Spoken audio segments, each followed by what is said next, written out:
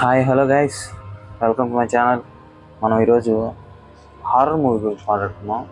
ఈ సినిమా పేరు the death Whisper. నా వరకు చెప్పాలంటే ఈ సినిమా మాత్రం సూపర్ ఉంది భయ్య. మీరు ట్రై చేయగలిగితే ట్రై చేయొచ్చు, లేదంటే లేదు. ఎందుకంటే ఇది తెలుగులో లేదు, ఇంగ్లీష్లో లేదు, ఓన్లీ థాయ్ లాంగ్వేజ్లోనే ఉంది. నెట్ఫ్లిక్స్లో అవైలబుల్గా ఉంది, చూస్తే చూడొచ్చు. సినిమా గురించి మాత్రం మాట్లాడుకోవాల్సింది. ఎందుకంటే మస్తుగా చూశారు కదా, మన తెలుగులో చూస్తుంది మస్తుగా. దానికి మించి ఉంది భయ. Same concept. ఒక మంత్రగత్తె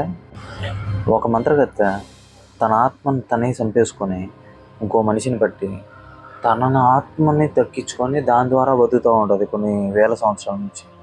అయితే దీంట్లో ట్విస్ట్ ఏంటంటే ఈసారి పట్టిన ఫ్యామిలీకి మాత్రం మొత్తం 7 సంతానం. ఇంతకీ వాళ్ళు ఆ ఫ్యామిలీ మెంబర్స్ ఇంతకీ దాన్ని కాపాడుకున్నారో లేదో అనేది మాత్రం ట్విస్టే ఖచ్చితంగా. మూవీకి లాంగ్వేజ్ గేట్స్ ఏమి ఉండబోయా. లాంగ్వేజ్ ఏదైనా సరే మూవీ చూడడం ఇంపార్టెంట్. చూశాను, నాకు నిజంగా భయం వేసింది. అర్ధరాత్రి పూట చూడాలి భయ్యా దెయ్యాల సినిమాలు, ఆ కిక్ వేరు.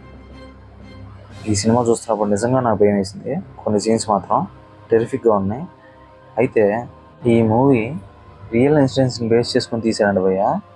నిజంగా ఒక మంత్రగతి స్టోరీ అంటే ఇది. అయితే ఈ పొలాల్లో జరిగే ఒక సీన్ ఉంటుంది, మెంటల్ భయ్య. నిజంగా భయం వేస్తుంది. ఫ్యూచర్ అసలు నిజంగా డైరెక్టర్ మాత్రం లాంగ్వేజ్ రాదని ఆగిపోకుండా భయ్య. మంచి సినిమా ఉన్నప్పుడు మనం కూడా మంచిగానే వెళ్ళాలి. సినిమా మాత్రం సూపర్ ఉంది, ఖచ్చితంగా చూడండి భయ్య. ఎంతకాలం నీ తెలుగు సినిమాలో చూస్తాం తెలుగు సినిమాలు చూస్తూనే ఉంటాం, కానీ వీళ్ళు కాన్సెప్ట్ మంచి తీసుకోవట్లేదే. కొన్ని సినిమాలు వస్తున్నాయి బెటర్ కాన్సెప్ట్, వాటిని మనం ఎంకరేజ్ చేస్తాం. బట్ కొన్ని సినిమాలు ఉంటాయి, వాటిని చూడాలి భయ్. ట్రై చేయండి ఒకసారి. బాయ్.